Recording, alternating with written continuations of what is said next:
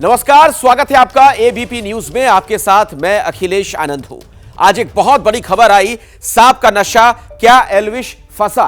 पूरी खबर आपको आगे दिखाएंगे, लेकिन अभी की बाकी जो बड़ी खबरें हैं उस पर तेज रफ्तार में एक नजर डाल लेते हैं। एल्विश यादव ने शेयर किया इंस्टाग्राम पर वीडियो, अपने ऊपर लगे आरोपों को बताया गलत, कहा मैं जांच में सहयोग करने को तैयार। रेव पार्टी में आए सभी सपेरे एक ही परिवार से, आरोपी की बहन का बयान, कहा बर्थडे पार्टी बताकर बुलाया गया था, ना ही एल्विश को जानते हैं, इस मामले से कोई लेना देना नहीं। राजस्थान में आईएएस अधिकारी के परिसर समेत कई ठिकानों पर ईडी की छापेमारी, जल जीवन मिशन से जुड़े किस घोटाले में आरोप। राजस्थान में ईडी की छापेमारी पर बोले सीएम गहलोत, कहा ऊपर के दबाव में हो रही है छापेमारी, विजय माल्या और ललित मोदी के यहां भी होनी चाहिए ईडी की छापेमारी। तमिलनाडु के मंत्री ईवी वेलू पर इनकम टैक्स का शिकंजा, मंत्री के तिरुवन्नामलई स्थित आवास और कॉलेज पर आईटी की रेड। छत्तीसगढ़ की सियासत में नई हलचल, सीएम भूपेश बघेल और कांग्रेस का सोशल मीडिया पर रहस्यमयी पोस्ट, लिखा ना ईडी ना सीडी, सारा सच बोलेगी पेन ड्राइव। मिशन छत्तीसगढ़ पर गृह मंत्री अमित शाह, कांग्रेस पर शाह ने वोट बैंक और तुष्टीकरण की राजनीति का लगाया आरोप, कहा बघेल सरकार ने छत्तीसगढ़ को लूटा। 3 दिनों में दूसरी बार छत्तीसगढ़ पहुंचे मल्लिकार्जुन खड़गे, अभनपुर की चुनावी सभा में भरी हुंकार, रोजगार, महंगाई समेत अदानी के मुद्दे पर सरकार को घेरा। एमपी के रीवा में बीजेपी अध्यक्ष जेपी नड्डा की चुनावी हुंकार, कांग्रेस पर नड्डा का वार, कहा झूठे वादे और गुमराह करना बीजेपी की संस्कृति नहीं, छलावे से वोट लेती है कांग्रेस। राजस्थान कांग्रेस के प्रदेश अध्यक्ष गोविंद डोटासरा ने फाइल किया नॉमिनेशन, सीकर के लक्ष्मणगढ़ सीट से भरा पर्चा। तेलंगाना विधानसभा चुनाव में 9 सीटों पर चुनाव लड़ने के दावे के साथ ओवैसी का कांग्रेस पर तीखा तंज, कहा बाबरी मस्जिद टूटने में कांग्रेस का बड़ा योगदान, मंदिर के उद्घाटन में राहुल को भी साथ ले जाएं पीएम मोदी।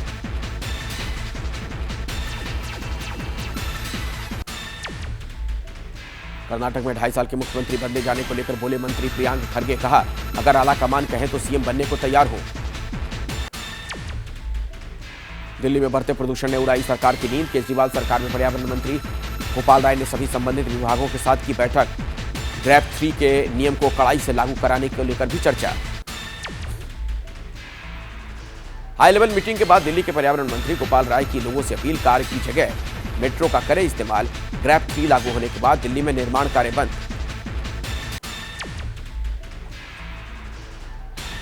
पॉल्यूशन से बेदम होती दिल्ली, जहांगीरपुर इलाके में एक्यूआई खतरनाक स्तर पर पहुंचा, ड्रोन फुटेज से सामने आई तस्वीर। दिल्ली में प्रदूषण बेकाबू, कई इलाकों में एक्यूआई 400 के पार, प्रदूषण की चादर में ढका दिल्ली का अक्षरधाम इलाका। दिल्ली में प्रदूषण गंभीर स्तर पर पहुंचा, बढ़ते प्रदूषण की वजह से 3 और 4 नवंबर को प्री स्कूल, प्री प्राइमरी और प्राइमरी स्कूल यानी नर्सरी से लेकर क्लास 5 तक के स्टूडेंट्स के लिए बंद रहेंगे स्कूल। सभी सरकारी और निजी प्राइमरी स्कूलों के लिए निर्देश जारी हुआ। गैस चैम्बर बन चुकी दिल्ली में खतरे की दस्तक, दिल्ली के विद्या बाल भवन स्कूल में बच्चों को मास्क बांटे गए, वायु प्रदूषण के खतरनाक स्तर पर पहुंचने से स्कूल प्रशासन ने मास्क बांटने का फैसला लिया। दिल्ली के कनॉट प्लेस में लगा स्मॉग टावर बंद, लगभग 20 करोड़ की लागत से तैयार, प्रदूषण से निपटने के लिए किया गया था 2021 में उद्घाटन। दिल्ली में डीजल से चलने वाली गाड़ियों पर प्रतिबंध का विरोध, taxi and tourist transport association ने सरकार के फैसले के विरोध में किया प्रदर्शन। दिल्ली एनसीआर के साथ साथ मुंबई में भी हालात खराब है, Mumbai air pollution control board ने जारी की एडवाइजरी, मुंबई की हवा की क्वालिटी बेहद खराब स्तर पर पहुंची। कोलकाता में प्याज के बढ़े हुए दाम के खिलाफ कांग्रेस का प्रदर्शन, कांग्रेस कार्यकर्ताओं ने गले में प्याज की माला पहनकर जताया विरोध।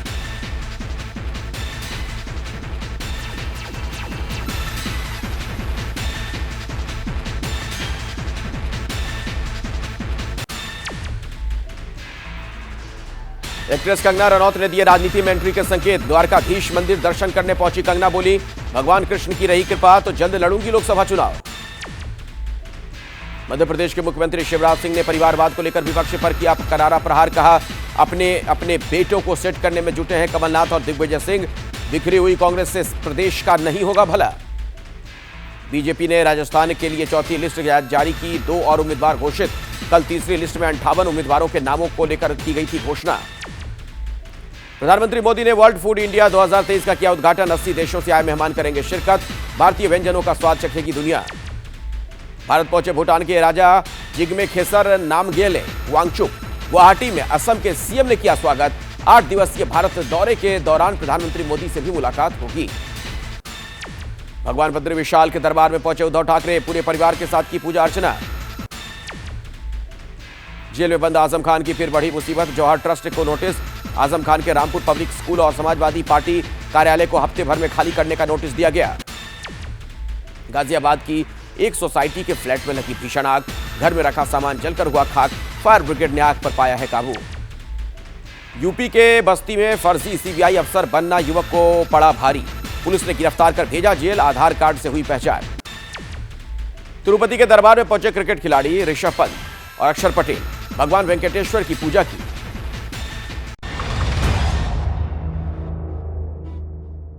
जरा गौर से देखिए मेरे पीछे ये क्या लिखा हुआ है। सांप का नशा एल्विश फंसा। जी हां, यह सबसे बड़ा सवाल है। बिग बॉस का विनर, सोशल मीडिया का चर्चित नाम, मशहूर यूट्यूबर एक बार फिर से विवादों में है। महंगी गाड़ी, महंगी घड़ी और लग्जरी लाइफस्टाइल जिसकी पहचान है, वो एल्विश यादव गंभीर आरोपों के घेरे में है। बीजेपी के सांसद मेनका गांधी के एनजीओ पीएफए ने एक जहरीले खेल का खुलासा किया और जब इसके तार एल्विश यादव से जुड़े तो दिल्ली से लेकर महाराष्ट्र तक बवाल मच गया। सियासतदानों के इर्द गिर्द घूमने वाले एल्विश यादव पर सियासत गर्म हो चली है। अब एल्विश को लेकर कई तरह के सवाल उठ रहे हैं। इस आरोप पे क्या एल्विश यादव गिरफ्तार होंगे, एक बहुत बड़ा सवाल है। एल्विश की क्या मुश्किलें बढ़ सकती हैं, उन पर क्या कानूनी कार्रवाई हो सकती है, कब से एल्विश इस गैर कानूनी काम में लिप्त थे, यह बड़ा सवाल है। इन तमाम सवालों का जवाब जानेंगे। हमारे साथ 3 सहयोगी हमारे जुड़ रहे हैं। गुरुग्राम आपको लिए चलेंगे। एल्विश के घर से अंकित गुप्ता, नोएडा के सेक्टर 49 थाने से मनोज वर्मा हमारे साथ हैं और मुंबई से राजेश त्रिपाठी भी हमारे साथ जुड़ गए हैं। लेकिन शुरुआत अभी की बड़ी खबर के साथ कर लेते हैं। खबर जो हमें जानकारी मिल रही है उसके मुताबिक मुश्किलें बढ़ने जा रही हैं एल्विश यादव की। एल्विश यादव समेत 6 लोगों पर केस दर्ज हुआ है। एल्विश पर रेव पार्टी के आयोजन का आरोप लगा। नोएडा के सेक्टर 49 में दर्ज हुई है एफआईआर। सांप के जहर के साथ 5 लोग गिरफ्तार किए गए हैं। एल्विश समेत 6 लोगों पर केस दर्ज। तो अभी की बड़ी खबर, एल्विश जो कि एक बड़ा नाम है यूट्यूब की दुनिया में, जबरदस्त फैन फॉलोइंग है, लेकिन उसकी मुश्किलें बढ़ती जा रही हैं। सांप के जहर के साथ 5 लोग गिरफ्तार हुए हैं। एल्विश यादव आखिर कैसे फंसते हुए नजर आ रहे हैं वो हम आपको बताते हैं। जो जानकारियां हमें मिल रही हैं उसके मुताबिक देखिए उनकी मुश्किलें क्यों बढ़ सकती हैं। नोएडा के सेक्टर 51 में रेप पार्टी हुई। जो जानकारी हमें मिली है उसके मुताबिक सांप और सांप का जहर वहां पर आया। यह बहुत गंभीर आरोप। वन विभाग और पुलिस ने छापा मारा। मौके से 5 लोग गिरफ्तार हुए। मेनका गांधी के एनजीओ पीएफए ने यह पूरा जाल बुना था दरअसल, ताकि यह खुलासा हो सके। मुखबिर ने एल्विश से बात की थी। रेव पार्टी के आयोजन के लिए कहा गया था। कोबरा वेनम की डिमांड की गई थी। एल्विश ने एजेंट राहुल से बात करने के लिए उस वक्त उसको कहा था कि आप बात करें। तो ये पूरा जो फ्लो चार्ट है इसे आप समझिए किस तरीके से ये जानकारी सामने आ रही है। राहुल पार्टी के लिए तैयार हो गया। राहुल सेक्टर 51 के सेवरन होटल पहुंचा। मुखबिर ने सांप दिखाने को कहा। पुलिस डीएफओ ने सभी को दबोच लिया। यानी ये एक तरीके से आप कह सकते हैं ट्रैप, और उस ट्रैप में एल्विश किस तरीके से फंसते हुए नजर आ रहे हैं ये पूरी जानकारी आपके सामने है। और ये जो जहरीला कारोबार बताया जा रहा है इसके कितने किरदार हैं ये भी हम आपको बताते हैं। एल्विश यादव की बात की जाए, किरदार number 1, big boss OTT winner, rave party का आयोजन कराता है, ये गंभीर आरोप लगे हैं। किरदार नंबर 2, गौरव गुप्ता, पीएफए का सदस्य, एल्विश से रेव पार्टी के लिए संपर्क उसने किया था। किरदार नंबर 3, राहुल, एल्विश का जो एजेंट बताया जाता है, नशे के लिए सांप का जहर मुहैया कराता है।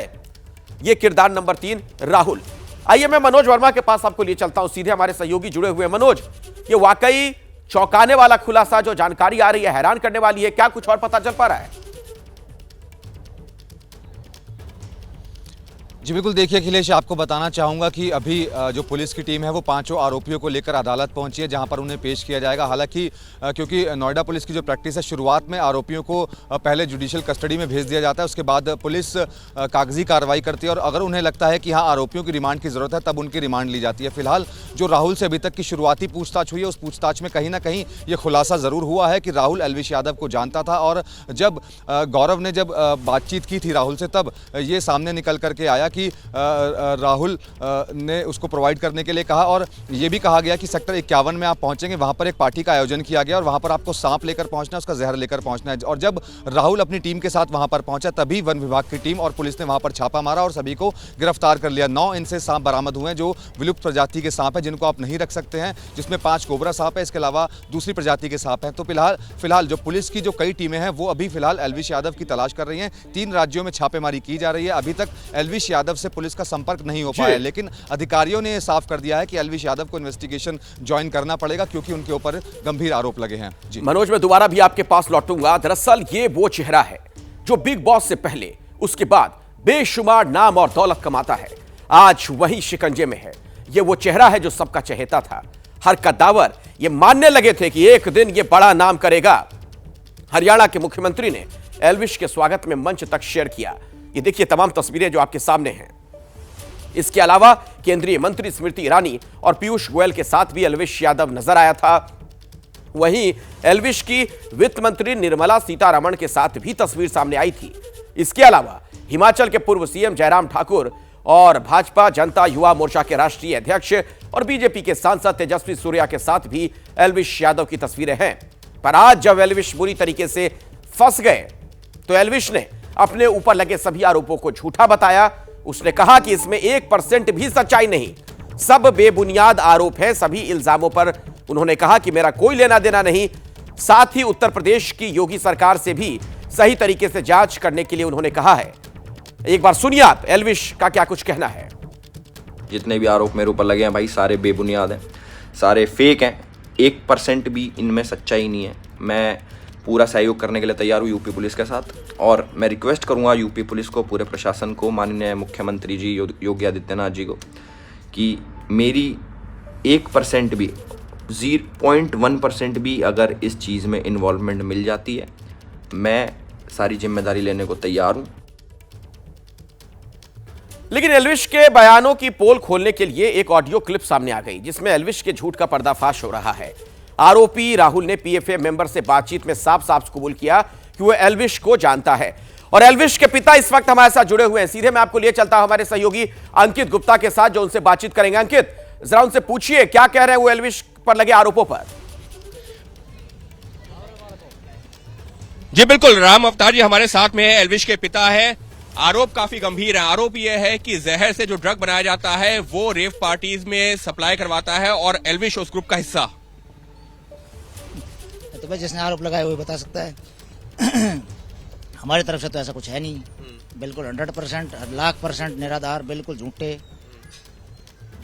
ये तो मैं सोच ही नहीं सकता कि नोएडा पुलिस ने एफआईआर दर्ज की है। आरोपी नंबर 6 है एल्विश। अच्छा, 5 कौन है? उसके पहले जो 5 है वो गिरफ्तार हो चुके हैं। अभी एल्विश तक नहीं पहुंची पुलिस। आप तक पहुंची? आपसे हमारे पास कोई सूचना नहीं है। किसी पूछताछ की गई? नहीं, किसी प्रकार का कुछ नहीं है। एल्विश कहाँ है? वो बॉम्बे अपने काम से। बात हुई आपकी? बिल्कुल। क्या कह रहा है वो?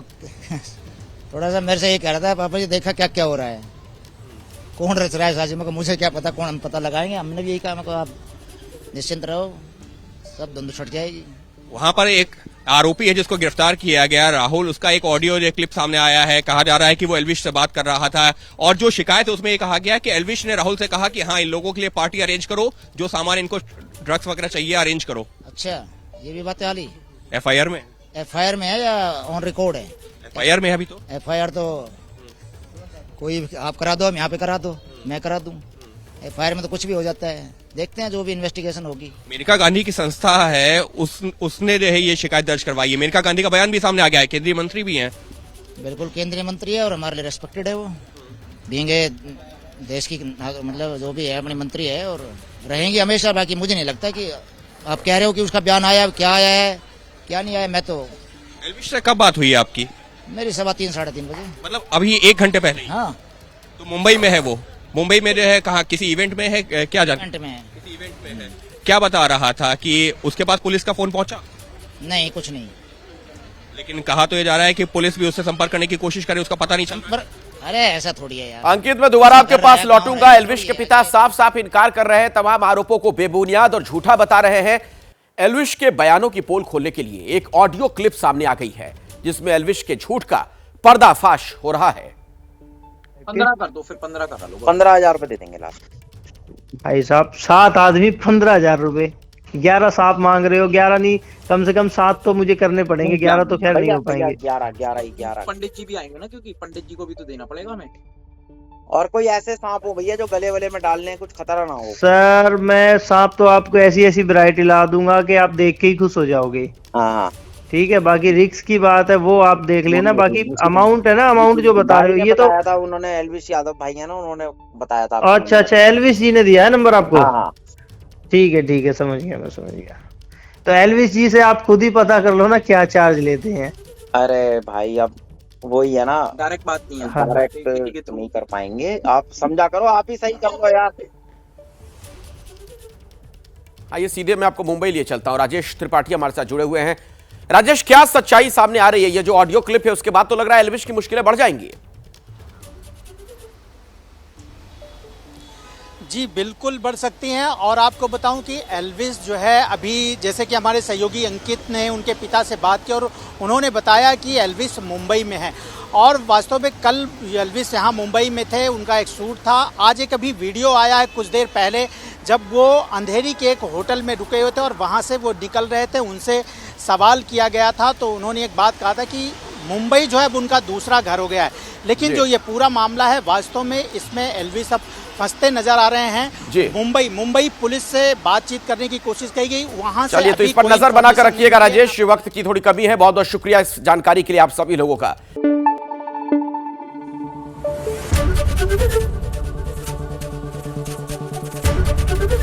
एबीपी न्यूज आपको रखे आगे।